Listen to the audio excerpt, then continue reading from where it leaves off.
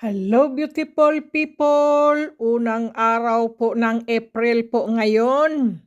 Kailangan po gagawa po tayo ng pampaswerte beautiful people.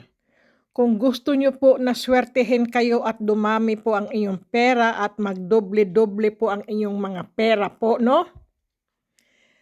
Kumuha po kayo ng pera po na papel, ilagay nyo po at idikit nyo po sa inyong mga salamin. Kahit anong klaseng salamin beautiful people. Ilagay nyo po doon, idikit nyo po para po swertehin at dumami po ang inyong mga pera. Kahit anong klaseng pera po, kung may pera po kayo dyan, yung mga pera nyo pong souvenir. Kasi po nawawala po yun. Hindi ko po alam kung saan ko po nailagay yung aking perang souvenir po. Na sa dami ko pong hindi ko alam kung saan ko nailagay yung aking mga iba't ibang klaseng pera po, ibang klaseng galing sa ibang bansa po kapag po ako nagbabakasyon po ba. Ngayon po, hindi ko po siya mahanap.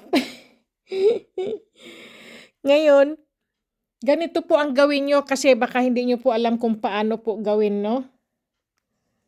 Ipapakita ko po sa inyo beautiful people kung paano nyo po ilagay. Kailangan po pagka gumagawa po kayo ng ganito beautiful people, isipin nyo po na iyan ay totoo. Halimbawa po yung nagha-harvest kayo, na nagbibilang kayo ng limpak-limpak na pera po at may dumarating sa inyo ng pera, beautiful people. Ganun po, isipin nyo po talaga. Ngayon ay, saan ko ba yun nailagay yung mga na yun? Kasi po ako po, ipakita ko po sa inyo, may ginawa po ako. Alam niyo beautiful people, ang bilis po, pero hintayin niyo po isang buwan beautiful people. Itong April 1, gawin niyo na po. Kasi isang buwan niyo po yan. May darating sa inyo po na pera po, no? Ipakita ko po sa inyo kung paano niyo po gawin. Kasi kapag salita lang po ay hindi niyo po magagawa. Ganito po. Ayan beautiful people. Para makapang-akit po kayo ng inyong swerte po, ng inyong kaperahan po, dumami po ang inyong mga pera. Ganyan lang beautiful people ang gawin nyo po itong April 1 po. Ganyan lang beautiful people, no? Ayan po. Ilagay nyo po sa salamin ang inyong mga pera po. Para magdoble-doble, makapang-akit po kayo ng swerte kung gusto nyo po na kayo ay swertehin beautiful people. Habang April 1 po, gawin nyo na po beautiful people. Maghintay po kayo ng isang buwan. Tingnan nyo po. Sabihin nyo po sa akin kung wala pong nangyari. Ganyan po. Magdoble-doble po ang inyong pera. Siyempre po, sipagan nyo naman po. Magtrabaho kayo, hindi yung nakatunganga lang po, no? Hindi yung naghihintay lang kayo ng perang darating sa inyo. Hindi po. Kikilos po kayo beautiful people. Kilos-kilos lang din po, no? Sipagan nyo po. Ganyan po. Ganyan lang po kadali beautiful people. Maglagay po kayo ng po, ng inyong mga panghatak na swerte. Lalo na kayo ay may mga negosyo po.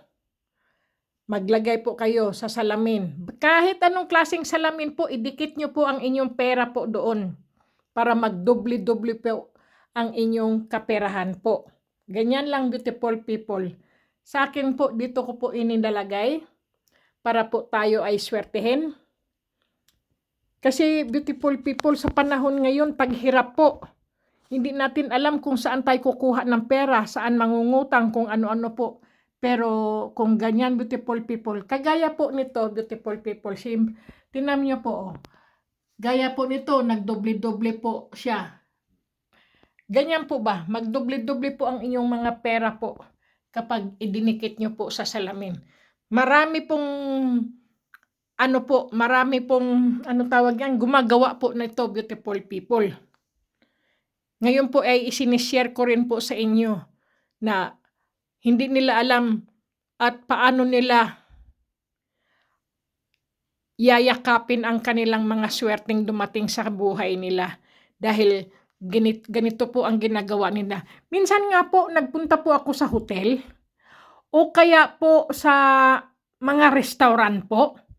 Mga lumang pera, beautiful people, mga nakadikit sa sa salamin. Sabi ko, ano yun, mga souvenir o ano? Yung pala po, naghahatak pala po yun ng customer. Naghahatak po yan ng mga, mga suki. Naghahatak po yan ng mga swerte. At nagdobli-dobli po ang kanilang kaperahan po. Ganun palang ibig sabihin noon. Hindi ko po yun naintindihan noon po. Sabi ko, ang ganda naman no, mayroong ganong pera, may ganitong ganito yan.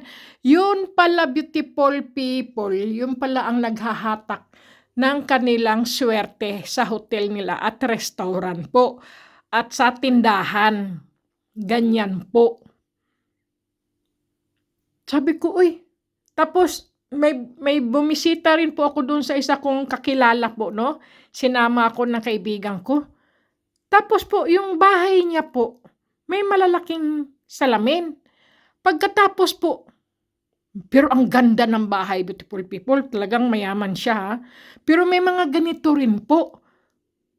Hindi ko po yung naisip, beautiful people, yung pala, ay nagbibigay swerte pala sa kanilang kabahayan, sa kanilang pamilya. Kaya naisip ko po ito ngayong araw na to, beautiful people. Ewan ko, pumasok lang po sa isipan ko na gawin ko po itong 1st ng April po. Baka tayo ay swertihin, beautiful people. Wala naman pong mawawala sa atin na kung gawin po natin na yung ganito po ba, yung maghatak ng swerte.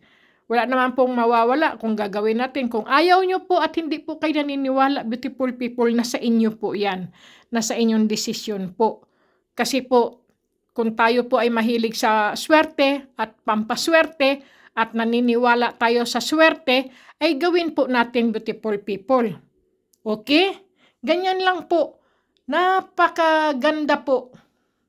Lagi tayong may nakikita tayong pera. Hindi tayo nauubusan ng pera. Laging may pera ang bahay natin, beautiful people. Pagising natin sa umaga, may pera. Di ba po? Mapadaan ka, mapatingin ka, may pera. Nako, hindi tayo nawawalan ng pera, di ba, beautiful people? Ganyan po. Napakaswerte po. Kahit saan-saang iba't ibang bansa po yung mga pera na yan. May pera po tayo. Kahit pera po natin, beautiful people, ay napakaswerte po. Okay? Hayang beautiful people. Kung naniniwala lang po kayo sa swerte po, gawin nyo po. Kung hindi naman, beautiful people, ay wag nyo pong gawin. Kasi hindi maganda po yung mga taong hindi naniniwala tapos susubukan, gagawin. Ay hindi po. Gawin nyo po sa isip, sa puso nyo po na tayo po ay swertihin. Gawin nyo po, beautiful people, para hindi tayo maubusan ng pera po. Okay? God bless, beautiful people. More blessing po. Yan po ang pampaswerte po natin. God bless.